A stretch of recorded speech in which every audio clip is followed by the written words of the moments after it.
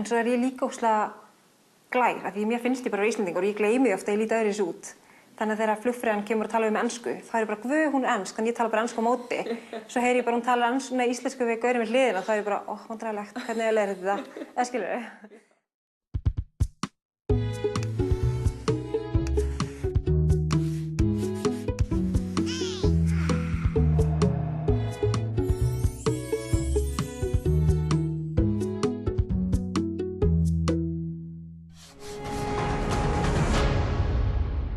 Á Íslandi nánast óheyrt að fólk af erlendum uppruna flytji fréttir í ljósvakamiðlum. Hvernig skyldi standa á því? Kannski það ótti við það að það myndi lesa fréttirnar Með skrýtnum hreim. Ég tel að birtingarmynd innflytjenda í fjölmiðla sé að mestu leyti einsleit og það sé svona ákveðið tilhneiging til þess að flokka innflytjenda. Þegar fjallað innflytjendur í fjölmiðlum birtast þeir oftar en ekki í einu eftirfarandi hlutverkum. Sem hetjur, sem fórnarlömb eða sem afbrotamenn.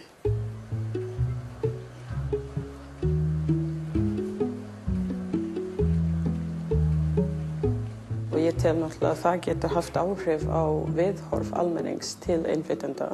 Það talað frekar neikvæð innflytjendur ef það kemur eitthvað vandamál eða gera eitthvað sem átti ekki að gera.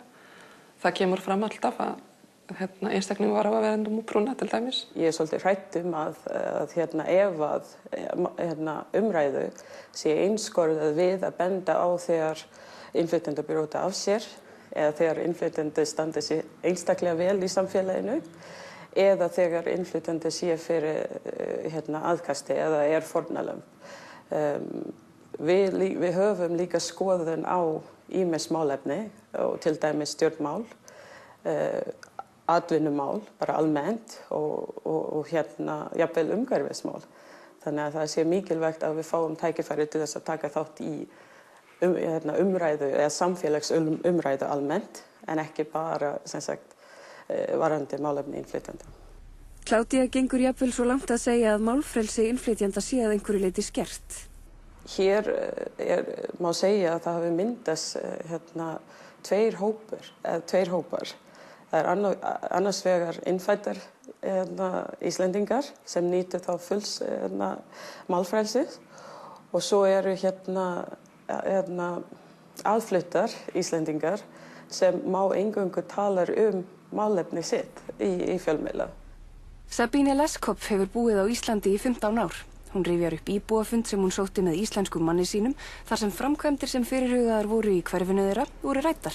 Þá tók ég eftir að allir spurði manninn minn hvað honum fundist nú þessar framkvæmdir en enginn spurði mig og ég hafði líka skoðanir. Sabine ákvað því að taka til máls. Og viðbrögðin sem ég fekk, svarið sem ég fekk frá fundastjóranum var nei, mikið talað þú góða íslensku, vina minn. Hvað er þetta búin að búa hér lengi? Og ég var svolítið mikið í sjokk. Ég hugsaði, hlustaði hann á ekkert sem ég sagði. Meðtók hann þetta ekki, tók hann eftir hvernig ég bar það fram en ekki hvað ég sagði. Ég fæ hrós fyrir íslensku og það að sjálfsögðu alltaf gaman að fá hrós og ég veit að fólk meina vel. En mér líður alltaf eins og ég var í leikskólakrakki sem þarf klapp á bakið. Nú ég komin í pólitík og fólk ennþá að hrósa mig fyrir íslensku og það segja mér að fólk sé ekki vant því. Að það ætti ekki að vera neitt óvinnilegt. Ég búin að búa hér í 15 ár. En það segir okkur náttúrulega að fólk sé ekki vant því að tala við innflytjendur og þá sérstaklega ekki annað mál en innflytjendamál. Ég upplifa mig dagstaglega sem Íslending og ef einhver hrósar mig, vá hvað þú talar góða íslensku, ég skil að það ekki illa meint. En hvernig þegar ég segja á móti takk sömuleiðis, af því þarna ég kannski að segja, já, við Íslendingar, við tölum góða íslensku að sjálfsögðu. Ég var mjög svona að svara ef einhver segir á þú grófslega tala góða íslensku, það svar ég bara takk fyrir, þú líka. Fólk tekir það, finnst það mjög að ég móðga fólk, en ég ger það ekki. Tilgangur með það bara að sýna fólki að ég búin að leggja mér svo mikið því að læra íslensku og þú þarf ekki að munna mig að ég tala ekki fullkomlega íslensku. Það kannski það sem aðalmálið, þessi áminning. Þótt það sé hrós, það sama tíma áminning að þú ert ekki héðan. Ein af þeim sem ekki héðan veðurfræðingurinn Sibylle von Lövis. Hún vakti eftirtekt þegar henni var falið að lesa veðurfréttir í útvarpi árið 2007. Það náttúrulega eins og maður heyrir með heim og það 2007 þá var ég búin að vera á Íslandi 1,5 ár eða svo. Þá var náttúrulega íslenskan ekki eins góð og í dag. Veðurfréttir les Sibylle von Lövis. Veðurhorfur á landinu til miðnættis annað kvöld. Norðan 5 til 10 á morgun og birti til síðdegis. Næst verður veðurfrækni lesna. Ja, erfiðast fannst mér að lesa sjóspá.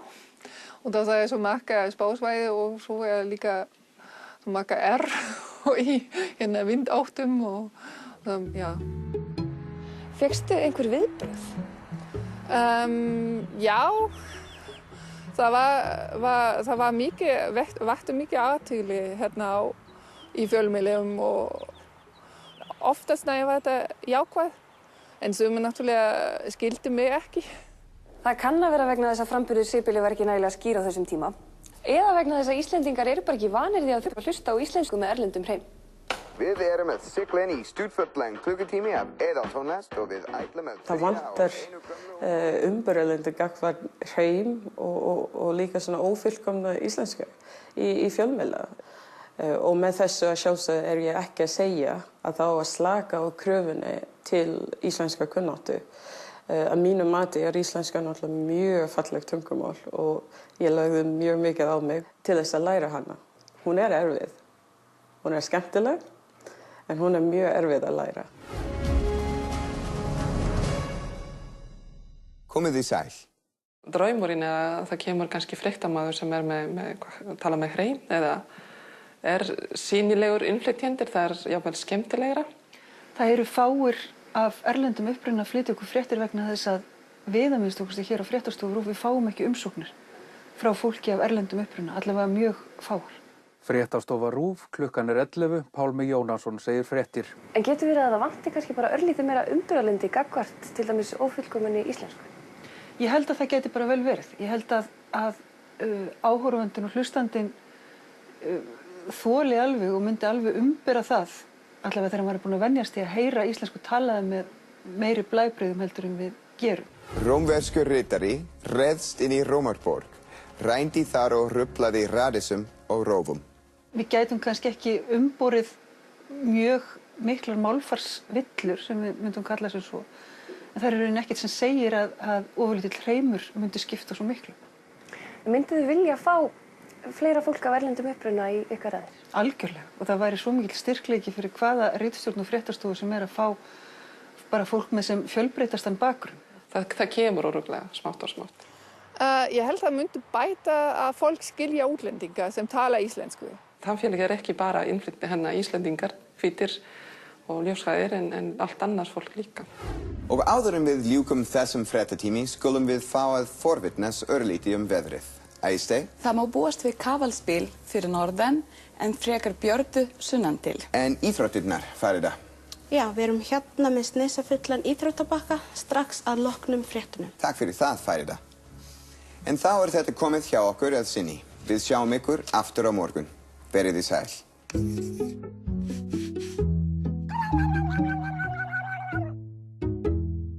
Ég var að gera upp forstofu heima hjá okkur og fór í húsasmiðjuna og bað dýramottu. Og konan horfði lengi vel á mig og spurði svo, þetta fyrir hund eða kött? Ég heyrði núna daginn svona sögu að það var oft, þegar fólk að túlka hjá lækni og sagt að það var að taka líf. Fólki finnst að það var að taka líf, þess að að drepa. Já.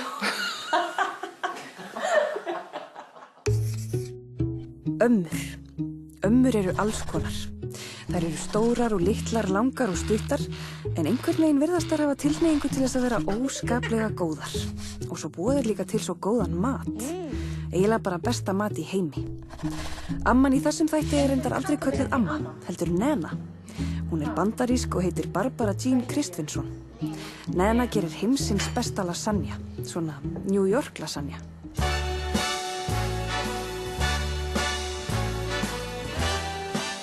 Ég steiki nautahakk og svínahakk og ég ætla að steikja nautahakk fyrst. Svona typisk lasagne frá New York með nautahakk og sausage, ítalsk sausage, sem ekki til hér og þess vegna noti ég svínahakk.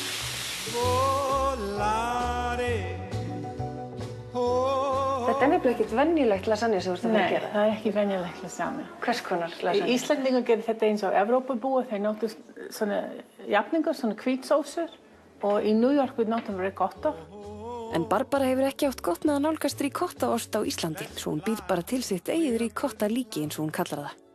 Ég nota smá skyr, íslensk skyr, sem ost, svo kótasæla. Blanda saman egg smá, steinselji, en má nota hvaða steinselji sem parmesano. Og úr verður New York lasagne, sem allt annað. Já. Mína fjölskyldur ekki að ítalskum ættum, en það fullt af fólk með ítalskum ættum í New York. Og móður mín á 4 systur og þeir giftast allir menn frá Ítalía.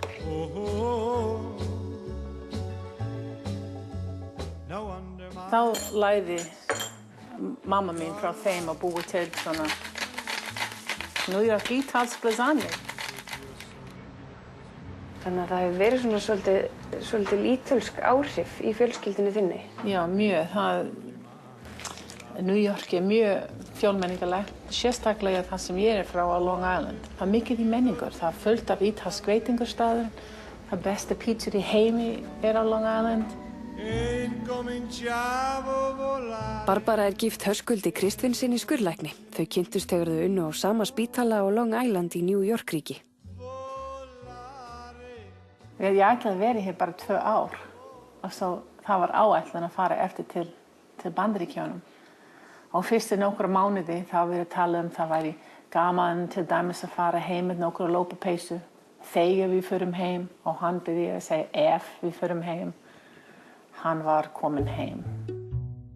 Barbara segir að fyrst hafi Íslandsdvölin verið eins og eitt stórt ævintýri, en þegar hún hafi áttað sig á því að hún væri komin til að vera, hafi komið svolítið bakslag. Þegar ég átti svona erfið dagur eða eitthvað, þá var allt Ísland að kenna.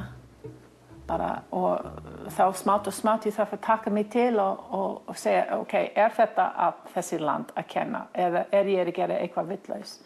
Gæti ég að gera eitthvað öðruvísi? Og þegar ég tók ákveðin, þú veist, að núna ætla ég að reyna mitt besta. I'm from New York. If I can make it there, I'll make it anywhere. Og brett upp armarnar og sagði núna ætla ég að reyna að vera hamingjusöm hér. Og það tókst. Í nýju landi eru nýjar venjur og það var ýmislegt sem Barbaru fannst svolítið skrítið til að byrja með. Að láta krakka að leika úti, af því ég frá New York og það þarf að hafa augun á börnum.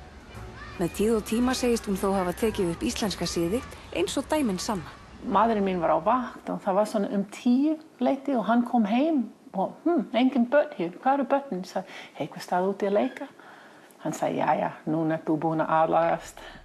Barbara og Höskuldur eiga 6 börn, samtals og 7 barnabörn og Barbara leggur mikið upp úr því að halda hópnum saman, til dæmis með því að hóa í alla heim í mat, oft og iðulega. Þetta eru svona fjölskyldi, bara fjölskyldan alltaf hittast bara og eiga tíma saman. Og í slíkum boðum nýtur lasagnað mikilla vinsælda.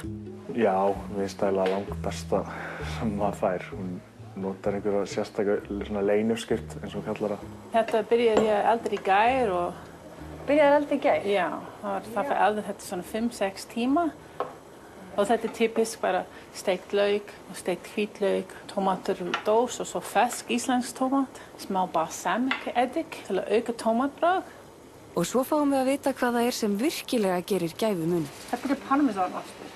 Bara endan, svona hælan af parmesanostur. Og þá aldrei að handa þetta. Það gefur bara frábært bragð. Ég skil. Og svo bein. Nei. Hvers konar bein þetta? Þetta svín frá grísabógur. Já. Þegar ég gerði svona pulled pork síðasta, það ég geymar á það, því það gefur sósan svo mikið bragð. Þegar ég var að alast upp, það var oft lasagne á borðið. Á jól, það var alltaf eitthvað sparikjöt, og lasagna. Já. Það var alltaf bara hræslu að það ekki nógu mikið mat til, svo það lasagna, það var alltaf nógu mikið mat. En mamma mín sagði, þú veist, bara að setja bara eitt steik á borðið hversdagslegur og hafa margur réttir á borðið hátíð. Barbara hefur haldið fast í þakkargjörðarhátíðina í gegnum árin, þótt að útheimti reyndar óskaplega mikla eldamennsku. Það svolítið erfitt að Íslands opnin svo lítil, það erfitt að elda þetta allt í einu og þakkargjörðarhátíð var alltaf kalkún og lasagna. Og ég tengi þetta með hátíðumat, ekkert svona hversdagsmat. Hvað seturðu mörg lög í lasagna? Var þetta 4. Svo setur hún punktinn yfir ið með mozzarella og parmesan. Þá fer þetta í opnin, svona cirka bara klukkutíma.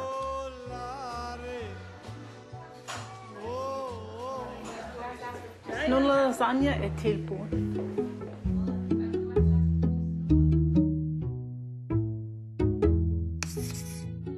Baltasar Samper hefur árum saman verið einn af fremstu myndlistarmönnum þjóðarinnar.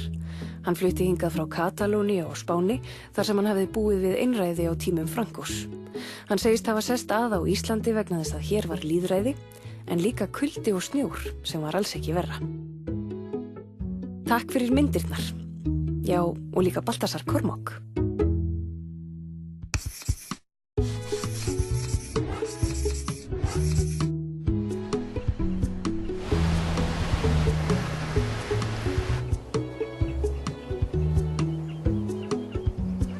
Jæja, hvernig gekk? Mjög vel. Já? Jú. Þetta lítur að taka svolítið á. Já, svolítið erum við að labba upp. Já. En bara sjálfa ána, maður lítur að... Það bara, þú gleymir bara allt, af því það bara gaman. Anup Gurung nýkominn úr flúðasiglingu niður vestari Jökulsá í Skagafirði. Hann vanur að koma með hópa hingað til Sigríðar á bústöðum og hún býður flúðasiglingafólkinu upp á kakó og vöflur. Sigga minn, þú má koma úti bara með konuna. Anup Gurung Nepali, en óðum að breytast í Skagfirðing. Hann býr í Varmahlíð með franskri konu sinni og dóttur þeirra Alínu. Það þurfti nokkrar tilvíjanir til þess að lífið leiddi Anup til Skagafjarðar, en ein af þeim tengist íslenskri tónlist sem hann heyrði í Nepal fyrir 20 árum. When I was 12 years old, I met the first Icelanders, and they were playing this papar music. And I was like, I really like this music. When they're like, who are these guys? Oh, they are from Iceland. I'm like, Iceland? Where is this from? Iceland? I want to go to Iceland. Sumarið 2000 varð sá draumur að veruleika og Anup fór til Íslands til þess að vinna við flúðasiglingar. Anup ólst upp í Katmandú, höfuðborg Nepals, og til að byrja með fannst honum ýmislegt undarlegt á Íslandi samanborið við heimahagana. Everything was kind of new for me, you know, like I go to a supermarket, you know, I'm surprised to see everything in one place. You know, I go on the corner, vegetables are all, you know, nicely presented. You know, I even didn't believe that it was all real. En lífið á Íslandi snerist að mestu leyti að sigla niður jökulár, að minnsta kosti yfir sumartíman, og það var akkurat þannig sem Anup vildi hafa það. It's a healthy sport, you know, like you forget yourself and you become someone that you didn't even knew. Anup reyndar langt í frá eini Nepalinn sem hefur komið hingað til lands til þess að vinna í þessum geira. Þeir eru all nokkrir sem komu bæði á undan honum og eftir.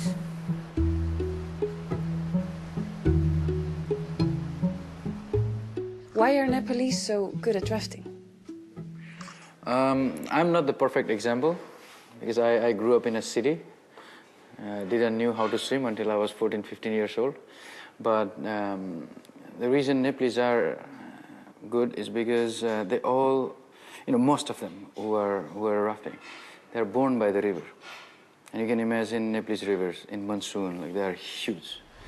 These guys swims this river without a life jacket, without anything. So they know water from their heart since they were tiny. That's one of the hard things to learn, to read the water. And that's what they already know. My parents never wanted me to be anywhere close to the water. that would have been their nightmare, and today I'm on the water. Þá ósk foreldra hans má rekja til atviks þegar Anoop var 4 ára. Skyndilega fann mammans hann hvergi nokkur staðar. She knew 100% that I fell into the river just because I was crazy about rivers. And then, yeah, she ran for like half an hour. She found me. There is another, I was stuck. People took me out. She found me. She ran with me to hospital. And doctor said I'm dead. I was dead. But then somehow I gave a sign of life. And then I was saved. So my parents never wanted me to be what I am today.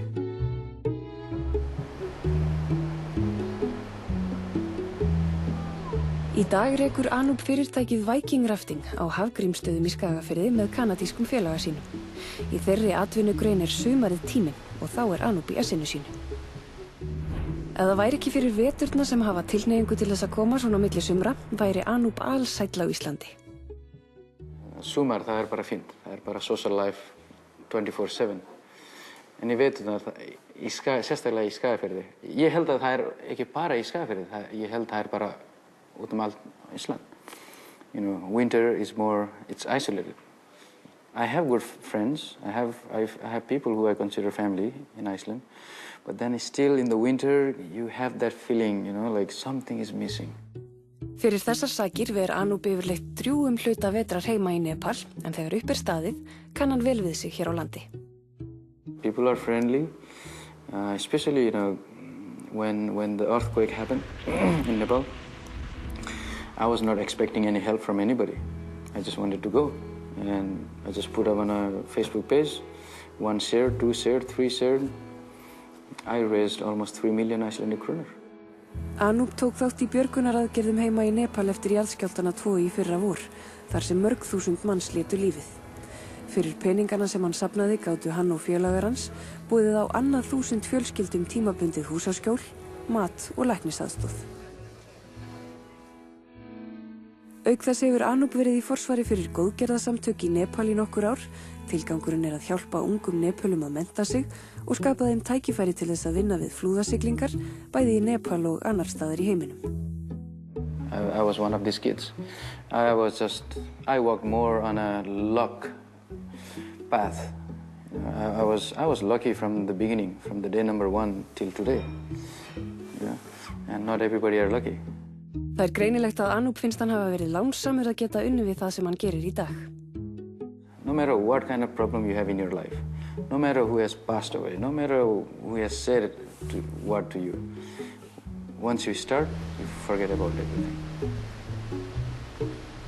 For me, of course, the reason I'm still doing this job is because I love it. Þetta svolítið svona íslenskt, vöfflur með rabarbarasultu og rjóma. Finnst þú vera íslenskur eftir öll þessi ár á Íslandi? Næstum þau.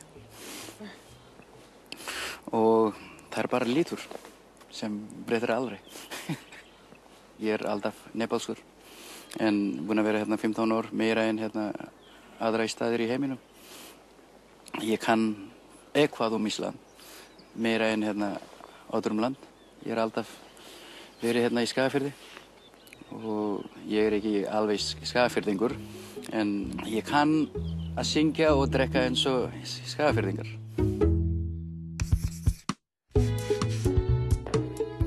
Íslenskt samfélag bara rétt að stíga sín fyrstu skref sem fjölmenningarsamfélag og við erum ennþá að gera alls konar byrjandamistök. Þegar ég fór fyrst inn og keypti mér farða og var að leta mér að meiki og konan bara já, fer og gramsar í ykkur skúffu og kemur með einhverja eina dollu. Og náttúrulega bara enga veginn minn litur og þú veist það var bara ein brún dolla sem hún átti til og það náttúrulega rosalega margir litir í flórunni þannig að það var ekki að henta. En það svona hlutir og svona eins og plástrar og svona, þú veist þeir eru húðlitaðir en náttúrulega bara eins og endurskinsmerki á mér og já, svona litlu hlutir. Við stöndum frammi fyrir alls konar áskorunum en það á ekki bara við okkur heldur heiminn allan. Við eigum að eiga öll jafn tækifæri í lífinu og það skiptir engu máli frá hvaða löndum við erum og hvaða húðlit við erum með eða hvernig við lítum út og hvaða tungumál tölum við. Almennt hefur reynslan mín verið góð. Ég held að flestir innflytjenda myndi segja að þau slepp ekki við fordóma og það á líka við mig. Alltaf þegar talað fordóma það er miklu, fólk hennar sýnilegri innflytjendur eru miklu meira fyrir því en eins og til dæmis ég. Ég er bara alin upp í hvítu samfélagi og ger mér ekki grein fyrir því að ég sé öðruvísi fyrir að mér bent á það í rauninni. En ég finn þar hins vegar þegar ég fer til dæmis til New York eða London eða eitthvað, þá fæ ég svona, þú veist, það er ekki verið að horfa á mig eða það er ekki verið að pæla í mér og ég er ekki öðruvísi. Og hvað þarf að gera? Þarf að fræða, þarf að tala þetta, þarf að hugsa að þetta eru bara fólk eins og við. Það er alltaf einhver inn á milli sem kemur og reynir að stíga þennan braut og ég meina, fólkið sem hefur áhuga að gera þetta bara gangi þeim vel. Ég ætla ekki að berjast á móti þessu, þetta er þeirra skoðun, þetta er frjálst land, við eigum allir rétt að hafa sínar skoðanir, skiptir engum máli hvað þau eru vitlaus.